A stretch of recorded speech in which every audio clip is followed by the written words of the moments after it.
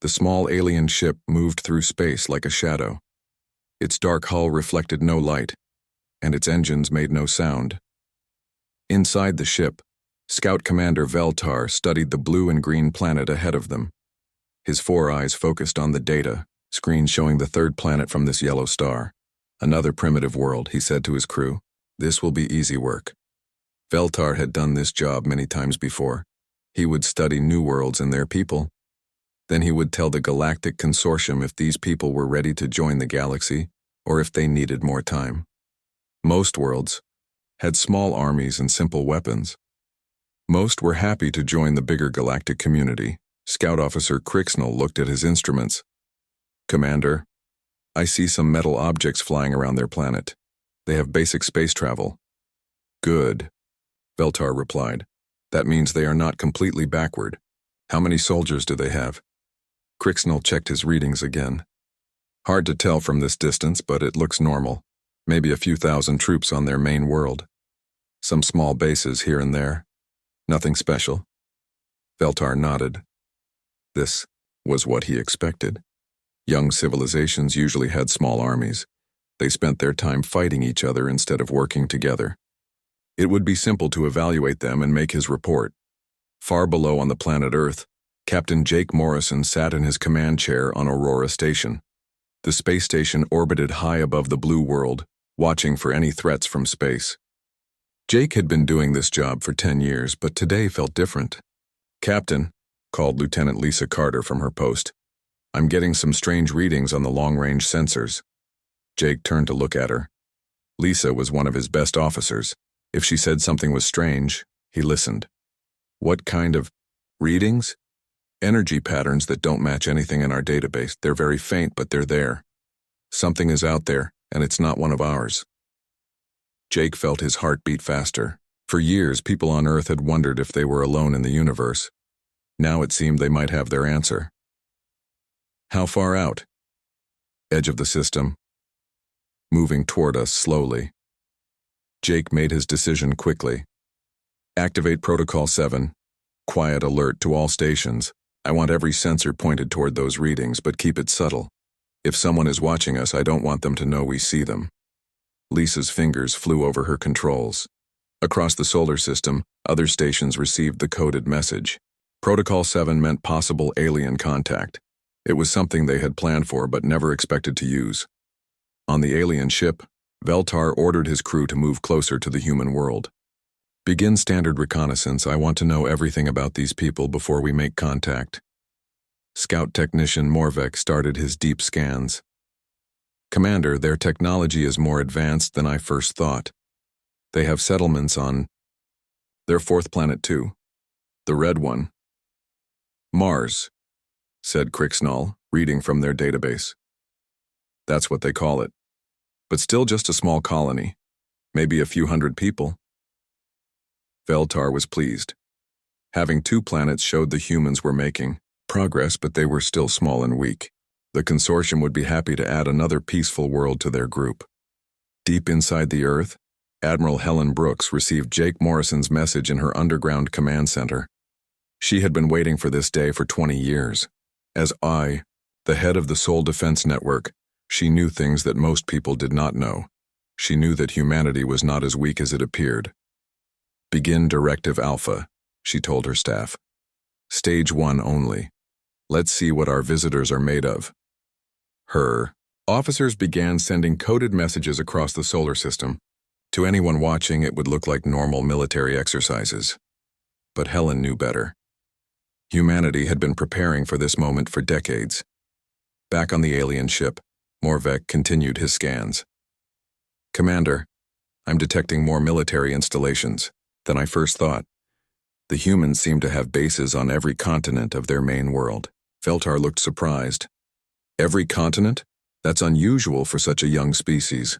Most fight among themselves instead of working together. Yes, sir, and their bases are bigger than they first appeared.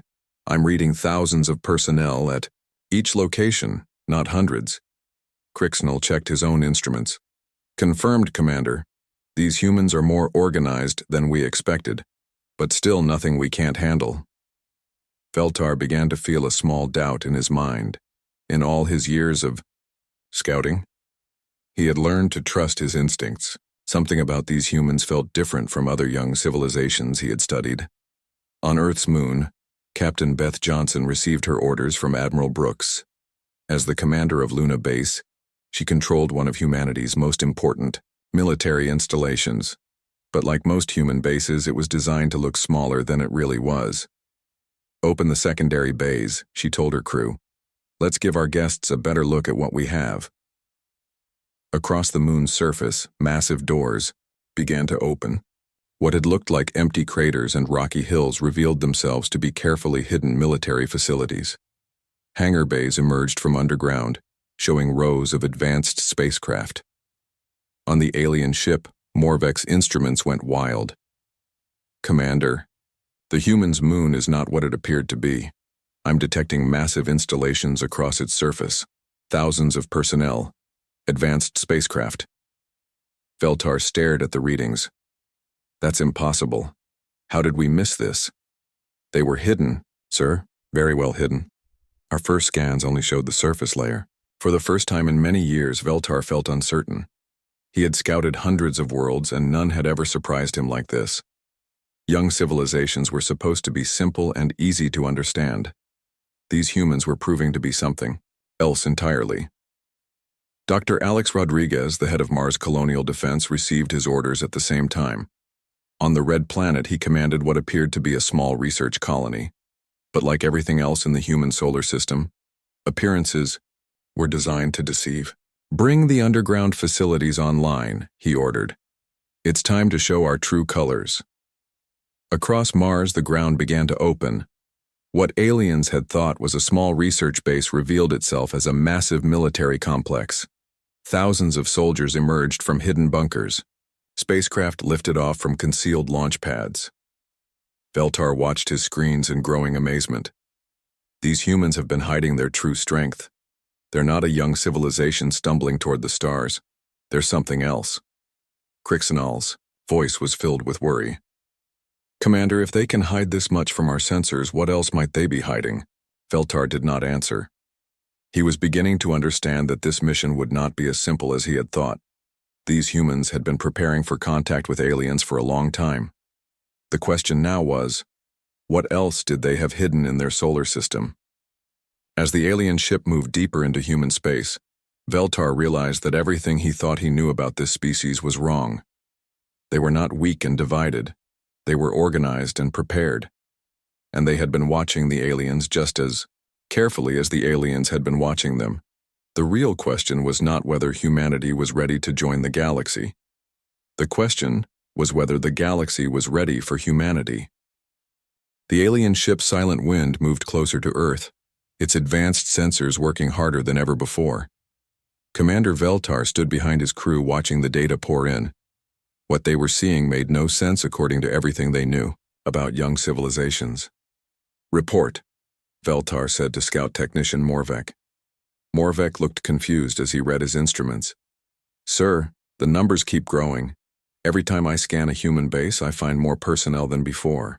It's like they're bringing people out of hiding." "How many more?" Veltar asked. "At first I counted maybe 10,000 soldiers on their main planet. Now I'm seeing 50,000, and the number keeps rising." Crixnal looked up from his station. "Commander, I think they know we're here." Veltar felt a chill run through his body. "Impossible. Our stealth technology is the best in the galaxy. No primitive species has ever detected us before." "Then how else do you explain what we're seeing?" Crixnal pointed to his screen. "Look at this. Human bases across their entire planet are powering up at the same time. That's not a coincidence." On Earth, Colonel Ryan Palmer sat in his command center deep beneath the Rocky Mountains. Around him, dozens of officers worked at computer stations coordinating with military bases across the globe. The room buzzed with quiet activity as humanity began to reveal its true strength. "Status report from all continents," Palmer called. "Out." "North America ready, sir," came the first reply. "All bases are showing increased activity levels." "South America confirms. Personnel are moving to visible positions. Europe is online, showing full strength. Asia reporting.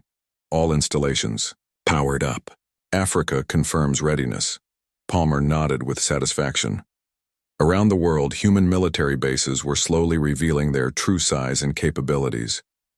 What had appeared to be small outposts were showing themselves as major installations, with thousands of trained soldiers.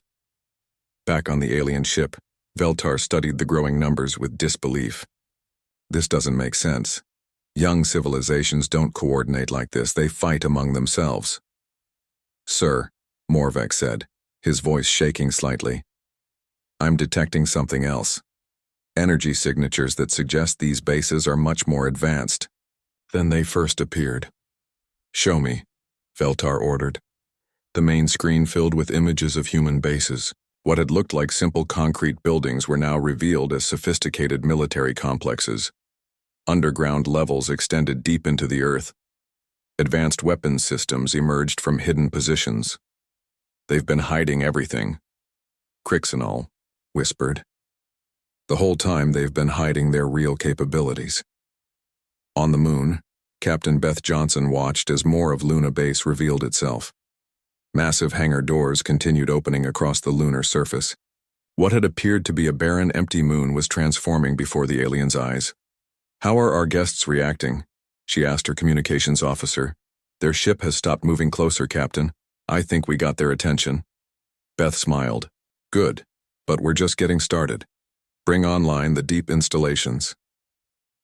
New sections of the moon began opening. These were installations that went down kilometers into the lunar core. Thousands of personnel emerged from areas the aliens had thought were solid rock. Advanced spacecraft lifted off from launch bays that had been completely invisible just hours before. Veltar watched in shock as the human moon revealed installation after installation. How many people do they have on that satellite? Morvek checked his readings 3 times before answering. Sir, I'm counting over 100,000 personnel on their moon alone, and more facilities are still coming online. 100,000? Veltar couldn't believe it. That's more than most civilizations have in their entire military. Scout Officer Zarbeth, who had been quiet until now, finally spoke. Commander, I've been analyzing their communication patterns. These humans are using military codes that are more sophisticated than some consortium members. Veltar turned to look at her. Zarbeth was their communications expert, and she had studied hundreds of alien civilizations. If she was impressed by human communications, that meant something important. What kind of codes, he asked. Multi-layered encryption with frequency shifting that changes every few seconds. And sir, they're coordinating across multiple worlds simultaneously. The precision is remarkable. On Mars, Dr. Alex Rodriguez continued bringing his installations online. The red planet's surface was changing as dramatically as Earth's moon had. Underground cities emerged from beneath the Martian soil. What had appeared to be a small research colony was revealing itself as a major military stronghold. How many personnel do we have ready for display? Rodriguez asked his second-in-command. 50,000 are now visible to alien sensors, sir. We can show up to 200,000 if needed. Rodriguez nodded. Keep them coming online gradually. We want to impress our visitors, not terrify them. Across Mars, more installations revealed themselves. Launch pads emerged from underground bunkers. Rows of advanced aircraft became visible on the surface. Military personnel in environmental suits moved in perfect formation across the planet's surface. On the alien ship, Veltar's crew watched in growing amazement as Mars transformed before their eyes. What they had dismissed as a tiny human outpost was becoming a major military base with more soldiers than most planetary armies. This is unprecedented, Veltar said quietly. In all my years of scouting, I've never seen anything like this. Morvek's voice was barely a whisper. Sir, if they have this many people on 2 worlds, how many might they have in total? The question hung in the air like a dark cloud. Veltar was beginning to realize that they had made a terrible mistake in their initial assessment. These humans were not a primitive species stumbling toward the stars. They were something far more dangerous. Crixenol looked up from his station with wide eyes. Commander, I'm detecting more installations in the asteroid belt between the 4th and fifth planets. Show me, Veltar ordered, though he was beginning to dread what they might find. The screen filled with images of the asteroid belt. What should have been empty space filled with floating rocks was revealed as another surprise. Many of the asteroids were hollow, filled with human bases and mining operations that doubled as military installations. Captain Greg Miller commanded the Ceres base, the largest installation in the asteroid belt. As his orders came through, he began revealing the true nature of their mining operations. "Bring the defense platforms online," he told his crew. "Let's show our visitors what we've been building out here." Across the asteroid belt, what had appeared to be simple mining equipment transformed into sophisticated weapons platforms. Mining ships revealed themselves as military vessels. Worker colonies showed their true nature as defensive strongholds. "By the ancient stars," Zarbeth breathed as she watched the transformation. "They've militarized their entire solar system." Veltar stared at the screens showing installation after installation coming online across the human solar system. Each reveal was more shocking than the last. These humans had not just built an army. They had built the largest coordinated military force he had ever seen. "How is this possible?" he asked no one in particular. How did a young species achieve this level of organization? Crixnall had been running calculations on his computer. "Sir, based on what we're seeing, these humans might have the largest military force in this entire sector of the galaxy." The words hit Veltar like a physical blow. He had come here expecting to find a primitive world ready for peaceful integration into the consortium. Instead, he had discovered a military power that could challenge established galactic civilizations. "Commander," Morvek said quietly, "I think we need to reconsider our mission parameters." Veltar nodded slowly. This was no longer a simple scouting mission. They had discovered something that would change the balance of power in the galaxy. The question now was whether they would live long enough to report it. As more human installations continued to reveal themselves across the solar system, Veltar realized that they were not observing a developing civilization. They were witnessing the unveiling of a military power that had been hiding in plain sight, waiting for the right moment to show the galaxy what humanity was truly capable of. Commander Veltar stood frozen in his command center as the numbers on his screens continued to climb. What had started as a routine scouting mission was becoming the most shocking discovery in Galactic Consortium history. The human military was not just large, it was massive beyond anything they had imagined possible. "Current count, Morvek," Veltar said, his voice tight with tension. Scout technician Morvek checked his instruments for the 5th time in 10 minutes. "Sir, we're now detecting over 500,000 active military personnel across the human solar system, and new installations are still coming online." 500,000, Veltar repeated slowly. "That's larger than the combined armies of the Rigel sector." Crixnall looked up from his station with fear in his eyes. "Commander, what if this is still not their full strength? What if they're only showing us a fraction of what they have?" The thought sent chills through the entire alien crew. If what they were seeing was only part of humanity's military might, then these people were not just another species to be catalogued. They were a potential superpower. On Earth, General Patricia Hayes sat in her command center buried 3 kilometers beneath the surface. As Supreme Commander of Terran forces, she controlled military operations across the entire solar system. Today, she was orchestrating the most important reveal in human history. "Begin Phase 2, she announced to her staff. "It's time to show them what we've really been building." Across the solar system, her orders triggered the activation of installations that had remained hidden even during Phase 1 of the revelation. These were the crown jewels of human military engineering, bases so advanced and well-concealed that even their own allies didn't know they existed. Above Earth's atmosphere, what had appeared to be civilian space elevators began to transform. The massive structures that carried cargo and passengers between Earth and space revealed their true nature. Hidden along their length were military platforms that had been disguised as simple transportation equipment. Captain Linda Ross commanded Space Elevator Defense Platform 7. As her orders came through, she began bringing her station's military systems online. "Weapons platforms extending," she reported to her crew. Defense grids powering up, all personnel to battle stations.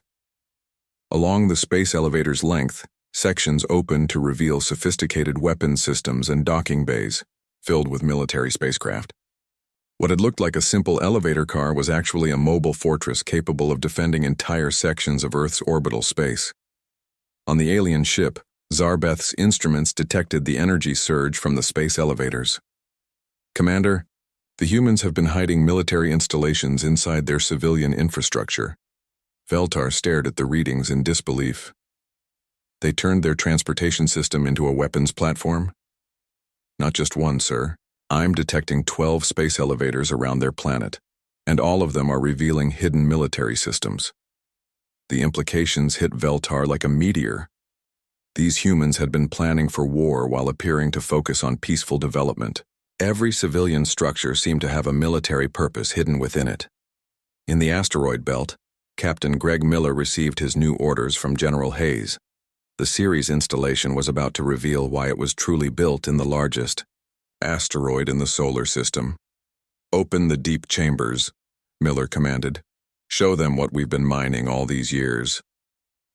The surface of Ceres began to crack open like an egg. What emerged from within was beyond anything the aliens had imagined. The entire asteroid had been hollowed out and converted into a massive military complex. Thousands of spacecraft emerged from hidden hangar bays. Military personnel poured out of installations that extended deep into the asteroid's core. "By the void," Morvek whispered as he watched Ceres transform. "They've turned an entire asteroid into a military base." Veltar watched the display with growing horror. "How long have they been planning this?" "Sir, based on the construction I'm seeing, they must have been working on this for decades, maybe centuries." The thought that humans had been secretly preparing for contact with alien civilizations for hundreds of years sent shockwaves through the alien crew. This was not a young species stumbling into the galaxy. This was a civilization that had been getting ready for war since before they had even met another intelligent species. Commander Amy Foster controlled the outer system installations from her base on Europa, one of Jupiter's moons. As her orders arrived, she began revealing humanity's presence in the outer planets. "Bring all Jovian installations online," she told her staff. "It's time to show them how far we've spread." Around Jupiter, what had appeared to be simple research stations revealed themselves as major military bases. Europa, Io, Ganymede, and Callisto all showed massive installations with thousands of personnel. Even the gas giant's rings contained hidden platforms and defensive systems. The alien sensors went wild as they detected installation after installation throughout the outer solar system. What they had thought was empty space filled with scientific research stations was actually a network of military bases that extended to the very edges of the human solar system. "Commander," Crixnell said, his voice shaking, "they've militarized everything, every planet, every moon, every asteroid. There's nowhere in their system that doesn't have a military presence." Veltar nodded grimly. "And they coordinated all perfectly. Look at the timing of these reveals. Every installation comes online, exactly when they want it to. That level of organization is unprecedented." On Saturn's moon Titan, Colonel Brad Newton watched as his installation joined the grand reveal. The thick atmosphere of Titan had hidden one of humanity's most important military research facilities. As the clouds parted, massive structures became visible on the moon's surface. "Full power to all systems," Newton ordered. "Let them see what we've been developing out here." Titan revealed itself as a major weapons research and development center. Advanced spacecraft, unlike anything the aliens had seen before, lifted off from the moon's surface. These were not just military vessels. They were weapons platforms designed specifically for space combat against advanced alien technology. Scout Officer Zarbeth analyzed the new spacecraft with growing alarm. "Commander, these ships are designed for fighting in space against advanced civilizations.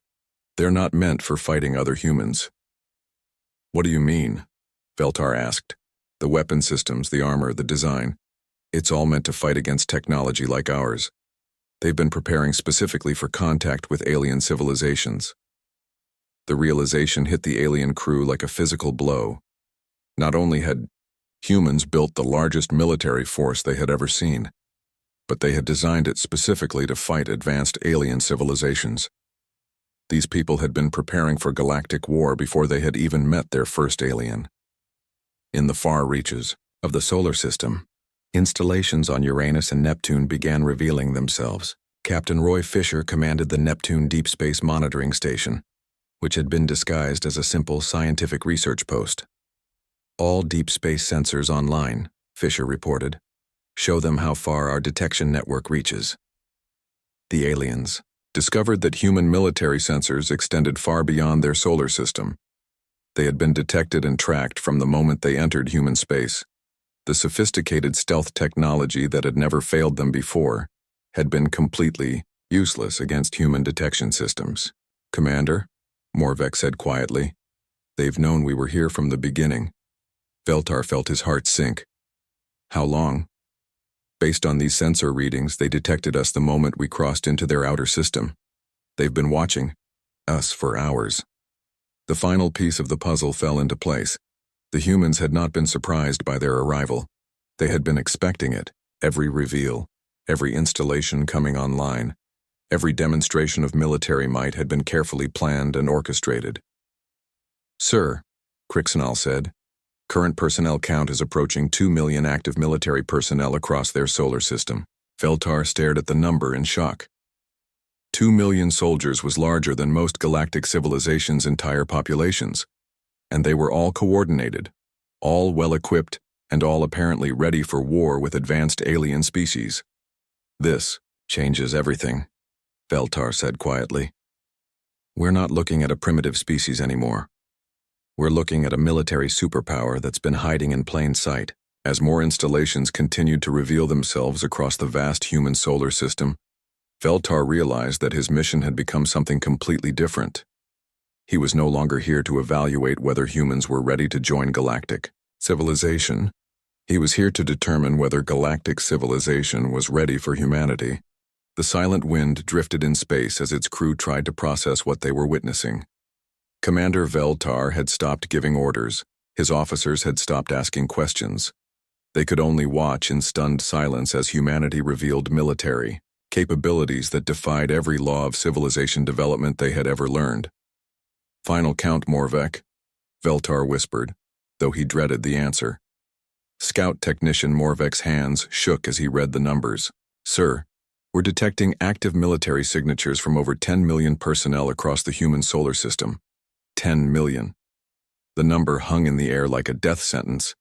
The entire Galactic Consortium military force numbered only 8 million.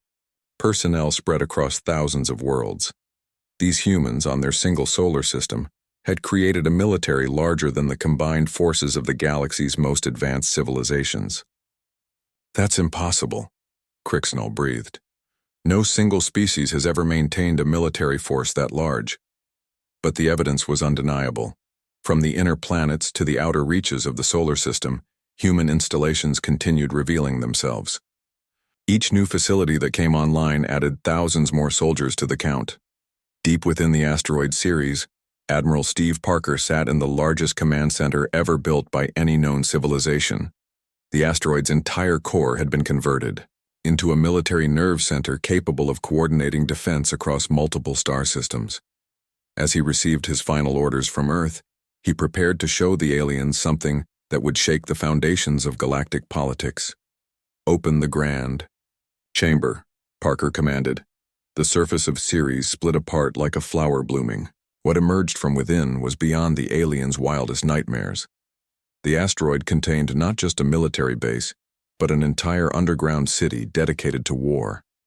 Millions of personnel lived and worked within Ceres, supported by technology that rivaled anything in the galaxy. Massive factories produced weapons and spacecraft at an industrial scale that the aliens had never seen before. Training facilities could accommodate entire armies. Command centers coordinated military operations across distances that spanned light years. "Commander," Morvek said, his voice barely audible, "Ceres alone has more military personnel than most galactic sectors." Veltar stared at the readings showing over 3 million people living inside the hollow asteroid. How did they hide this? How did they build this without anyone detecting it? "Sir," I think they've been planning this since before they discovered space travel. This level of construction takes centuries. The implications were staggering. Humanity had been preparing for galactic war since before they had any contact with alien civilizations. They had anticipated the existence of other species and had spent generations building the military capacity to defend themselves against any threat. On the distant edges of the solar system, Captain Nicole Anderson commanded installations that the aliens were only now beginning to detect. Her bases in the Kuiper Belt had been completely invisible to alien sensors until now. "Bring all Outer Rim installations online," Anderson ordered. "Show them how far we've spread." Beyond the orbit of Neptune, hundreds of hidden installations began revealing themselves. These were not just military bases, they were entire cities built inside asteroids and comets. Each installation housed thousands of personnel and enough firepower to defend entire star systems. The alien crew watched in horror as their sensors detected installation after installation in the cold, dark reaches of the human solar system. What they had thought was empty space was actually filled with military bases that created a defensive network extending far beyond the planets themselves. "They fortified the entire edge of their solar system," Zarbeth reported. "Any fleet trying to approach would face defensive fire from hundreds of installations before they even reached the inner planets." Veltar realized that humanity had not just built a large military, they had created the most sophisticated defensive network in galactic history. Any enemy would have to fight through layer after layer of defenses, each one capable of destroying entire fleets. Lieutenant Colonel Danny Rogers received his activation codes from Ceres Command. His job was to coordinate the sleeper installations. Military bases so well hidden that even the most advanced sensors had missed them completely. "All sleeper cells, this is Raven Command," Rogers broadcast on encrypted channels. "Execute Operation Revelation. Show them everything." Across the solar system, installations that had been completely invisible suddenly powered up simultaneously. These were bases built inside planets, moons, and asteroids with stealth technology that made them undetectable until they chose to reveal themselves. Mars revealed underground cities that extended to the planet's core. Venus showed military installations that operated in the crushing atmosphere and hellish heat. Even the Sun itself contained research stations that studied stellar phenomena while serving as the ultimate defensive positions. The aliens watched, in absolute terror as installation after installation appeared on their sensors. Places they had scanned dozens of times suddenly showed massive military presences that had been there all along. "How many installations have we missed?" Veltar asked desperately. Morvek checked and rechecked his readings. "Sir, based on what's coming online now, we may have detected less than half of their true military presence." The thought that they had missed over half of humanity's military installations sent shockwaves through the alien crew. If their most advanced sensors had failed so completely, what else might these humans be hiding? In facilities buried deep beneath Earth's ocean floors, Captain Jerry Adams received his orders to reveal the underwater installations. Humanity had militarized not just space, but the depths of their own planet's seas. "Surface, the deep ocean, platforms," Adams commanded. From ocean floors around the world, massive installations rose to the surface. These underwater cities had been completely hidden from alien detection. Each one housed hundreds of thousands of personnel and served as coordination centers for different regions of Earth's defenses. The aliens watched in disbelief as Earth's oceans revealed military installations that were larger than most planetary capitals. The humans had turned their entire world into a fortress, with defenses above ground, below ground, and beneath the seas. "Sir," Crixnell reported, his voice filled with dread, "I'm detecting coordinated movement from all human installations. They're not just revealing themselves, they're preparing for something." Veltar looked at his displays and saw what Crixnell meant. Every human installation across the solar system was moving personnel and equipment in perfect coordination. Millions of soldiers were taking positions in a synchronized dance of military precision that spanned multiple worlds. "They're surrounding us," Zarbeth whispered. She was right. Without moving their ship, the aliens found themselves at the center of a sphere of military installations that extended from Mercury to the Kuiper Belt. Every human base was positioned to have clear firing lines on their location. "Commander," Morvek said quietly, "our stealth systems are useless. They've been tracking us perfectly since we arrived." Veltar finally understood the full scope of what they were witnessing. Humanity had not just built a large military, they had created a defensive network so advanced and comprehensive that it could challenge the entire galactic community. Every planet, moon, asteroid, and empty space in their solar system had been turned into part of a unified military machine. But most terrifying of all was the realization that this massive military force was controlled by a single species working in perfect unity. The humans had achieved something that the diverse alien species of the Galactic Consortium had never managed: complete military coordination across an entire solar system. "Current total count?" Veltar asked, though he no longer wanted to know the answer. Morvek's voice was barely a whisper. "Sir, we're now detecting active signatures from over 25 million military personnel, 25 million soldiers, all coordinated, all equipped with advanced technology, all apparently ready to defend their solar system against any threat the galaxy could send against them." Veltar realized that his scouting mission had discovered something that would change galactic politics forever. Humanity was not a primitive species ready for integration into galactic civilization. They were a military superpower that had been preparing for galactic war while the rest of the galaxy assumed they were alone in the universe. The question now was not whether humanity was ready to join the galaxy. The question was whether the galaxy was strong enough to survive contact with humanity. Commander Veltar sat in his command chair, staring at the screens that showed the full scope of human military power. His mind struggled to process what his crew had discovered. In all his years as a scout for the Galactic Consortium, he had never encountered anything like this. The humans had changed everything he thought he knew about how civilizations developed. "Prepare the emergency report beacon," he told his crew. "The Consortium needs to know about this immediately." But before Morvek could activate the beacon, something impossible happened. A voice spoke from their ship's communication system, a voice that was not from his crew. "Silent Wind, this is Admiral Helen Brooks of the Sol Defense Network. Please do not be alarmed. We would like to speak with you." The alien crew froze in terror. Their advanced stealth technology had never failed before. No primitive species had ever detected them, let alone contacted them directly. But somehow, these humans had been watching them the entire time. "How are they speaking to us?" Crixnall whispered. Zarbeth checked her communication systems with shaking hands. "Sir, they're using our own communication frequencies. They know our technology." Admiral Brooks' voice continued, calm and professional. "We have been monitoring your reconnaissance mission since you entered our solar system.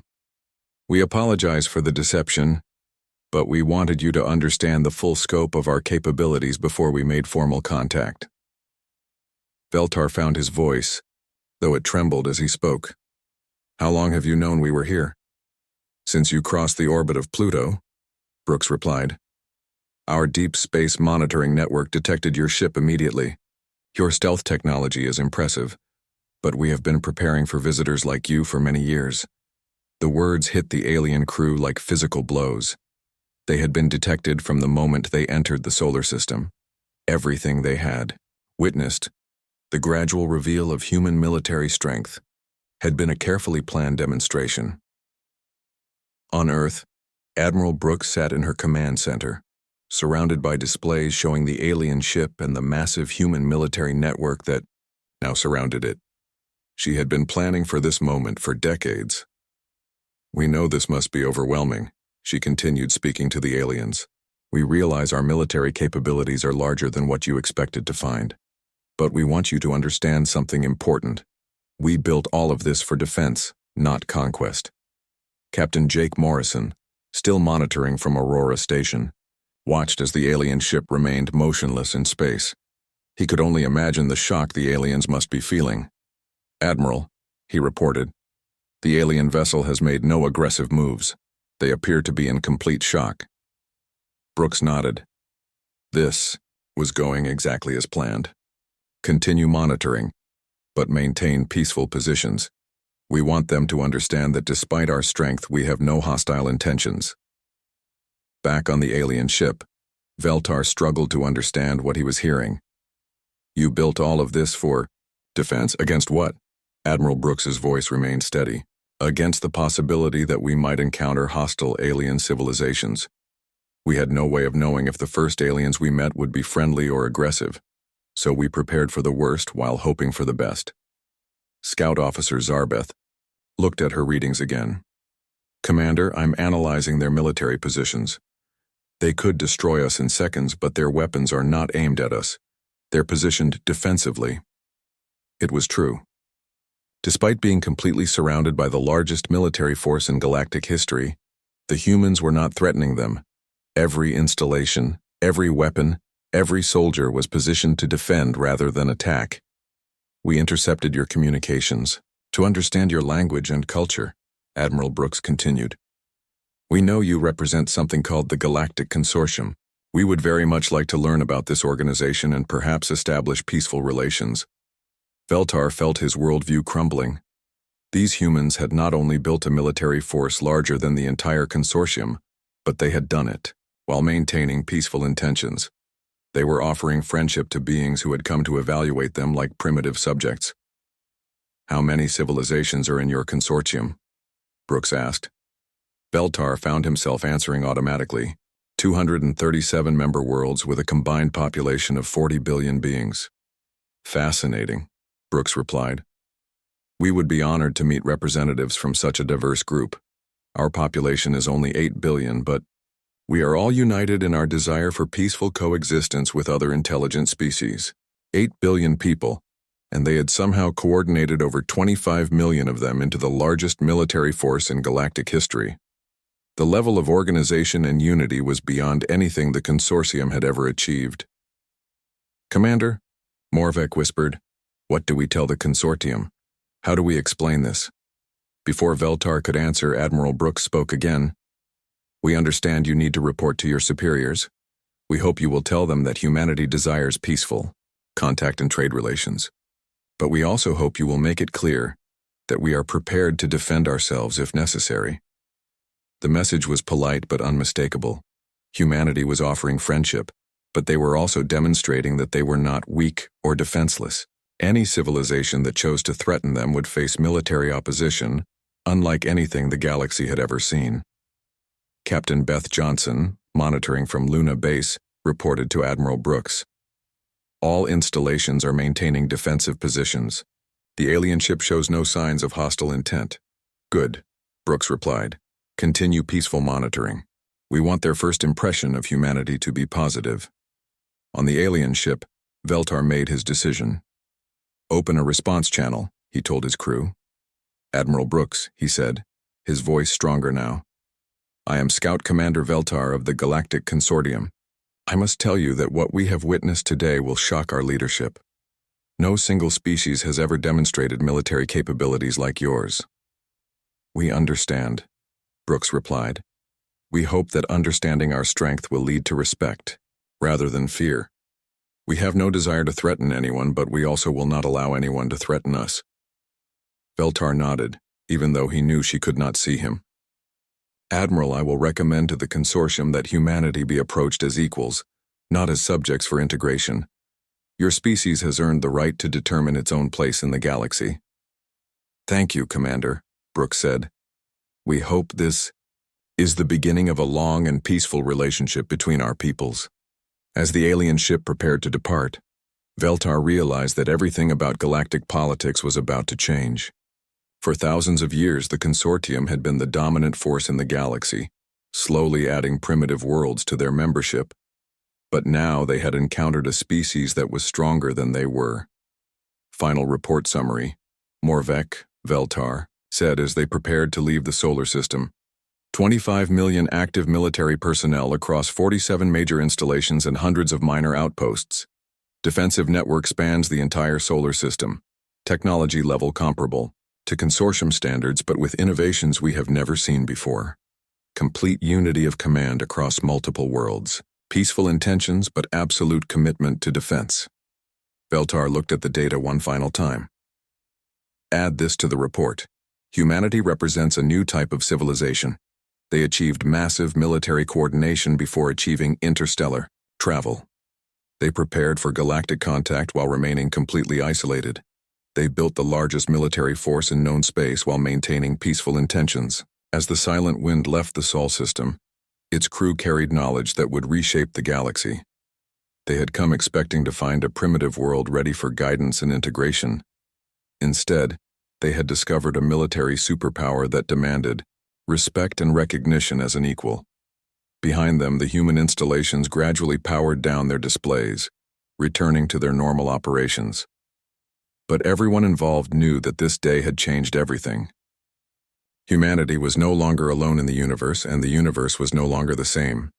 The galaxy now had a new member, one that had proven itself capable of defending its independence while offering friendship to those who approached with peaceful intentions.